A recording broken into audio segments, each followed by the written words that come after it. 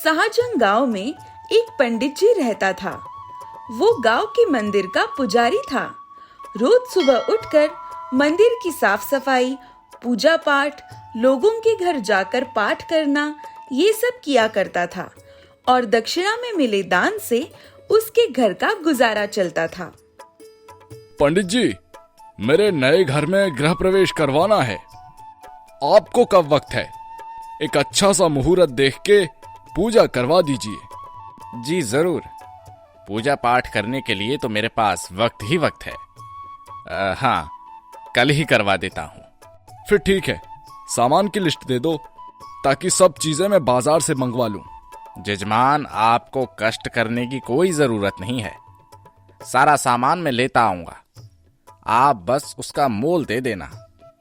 और हाँ, मेरी दक्षिणा का जरा ध्यान रखना। हाँ। जी जरूर जरूर। ठीक है, तो कल आ जाना मेरे नए घर पे। चलता हूँ। नमस्ते। नमस्ते नमस्ते। चलो, ये महीना काफी अच्छा बीत रहा है। ऐसे ही पंडित जी की अच्छी कट रही थी।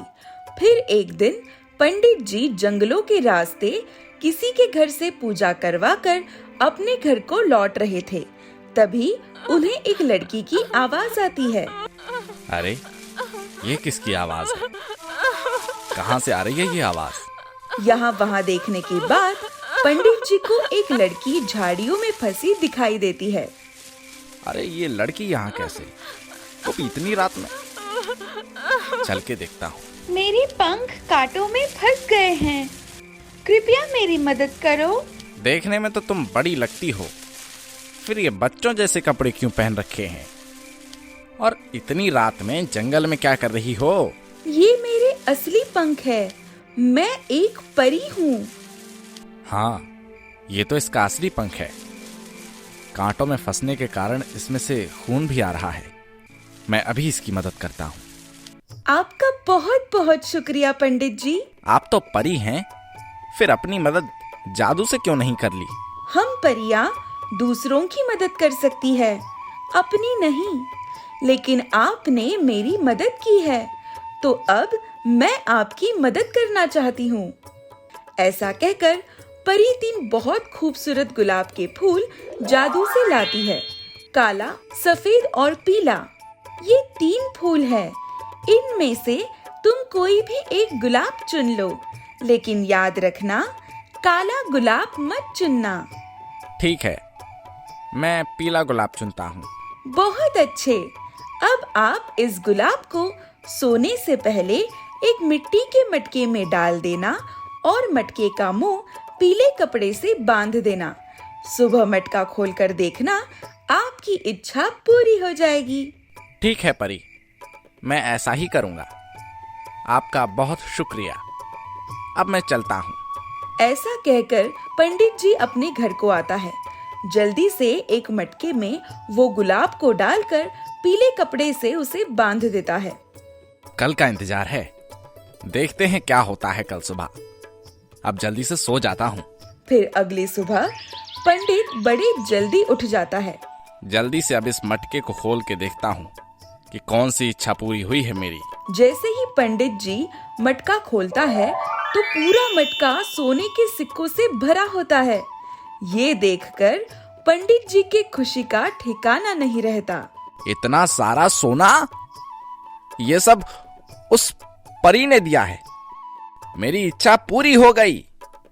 और इस तरह परी का जादू काम कर गया। पंडित जी अब एक अमीर व्यक्ति बन गया था। पंडित जी अब पांडित्य को छोड़कर सारे दिन आराम फरमाता। लेकिन जैसे जैसे दिन बीतते गए, पंडित जी को एक सवाल बहुत परेशान करने लगा। परी ने तो मेरी इच्छा पूरी कर दी, लेकिन क्या होता अगर मैं वो दूसरे वाला गुलाब को चुनता तो? मुझे और ज्यादा धन मिलता। मुझे दूसरा गुलाब चुनना चाहिए था, नहीं तो ये सोना एक ना एक दिन खत्म हो ही जाएगा। पंडित जी रात में उसी जंगल के रास्ते जाता है परी को ढूंढने के लिए। वो रही परी। हाँ, वो रही। आओ पंडित जी, मुझे पता था आप आज नहीं तो कल जरूर आओगे। वो कैसे? आज तक ऐसा नहीं हुआ है कि मुझसे कोई मिला और वो वापस अपनी इच्छा लेकर ना आया हो।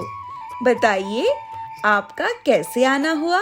देखो परी, मैंने आपकी मदद की है, वो भी रात में। अगर मैं उस दिन आपकी मदद नहीं करता तो शायद आपको सारी रात तकलीफ में गुजारनी पड़ती, जब तक सुबह दूसरा कोई व्यक्ति यहां से ना गुजरता। तो इस कारण से मुझे लगता है कि आपको मेरी और इच्छा पूरी करनी चाहिए। जरूर, बोलो क्या चाहिए? मुझे दूसरा गुलाब चुनने का मौका दो। ठीक है, लेकिन ध्यान रखना, काला गुलाब मत चुनना। ऐसा कहकर परी बचे हुए 2 गुलाब सफेद और काला जादू से लाती है। मैं सफेद गुलाब को चुनता हूँ। ठीक है, जाओ और पिछली बार के जैसा इस गुलाब को मटके में डालकर सफेद कपड़े से ढक देना। सुबह तुम्हारी इच्छा पूरी हो जाएगी। पंडित जी वैसा ही करता है। जल्दी से अपने घर में आता है और मटके में गुलाब डालकर सफेद कपड़े से उसे ढक देता है और सोने चला जाता है। फिर अगली सुबह जब पंडित जी की आँख खुली, जरा देखूं तो कौन सी इच्छा पूरी हुई है। जैसे ही कपड़ा उठाता है तो देखता है कि पूरा मटका ढेर सारे हीरो से भरा हुआ है, जिसे देखकर पंडित जी के खुशी का ठिकाना नहीं रहता। अरे वाह वाह वाह, क्या बात है! ये तो पिछली बार से भी ज्यादा कीमती है। मैं इस शहर का सबसे अमीर आदमी बन चुका हूं, या फिर पूरे देश का। पंडित जी सच में सबसे अमीर व्यक्ति बन चुका था। बड़ी सी हवेली, उसमें ढेर सारे नौकर चाकर, लंबी लंबी गाड़ियां। काफी दिनों तक पंडित जी मजे की जिंदगी जी रहा था। ऐसा कुछ भी नहीं था जो खरीदा ना जा सके। पर ये खुशी भी पिछली बार की तरह ज्यादा दिन नहीं टिक पाई। मेरे पास वो सब कुछ है जिसका मैं सपना देखता था, लेकिन मेरे दिमाग से एक चीज निकल ही नहीं रही है, वो काला गुलाब। उसमें ऐसा क्या है जो परी हर बार उसे चुनने से मना करती है? ये सोच सोचकर पंडित जी पागल होता जा रहा था। फिर एक दिन, हो ना हो वो काला गुलाब मुझे दुनिया का सबसे अमीर और शक्तिशाली व्यक्ति बना सकता है। हाँ, यही बात है। इसीलिए परी मुझे वो लेने से रोकती है। पर अब मुझे काला गुलाब परी से लेना ही होगा। हाँ।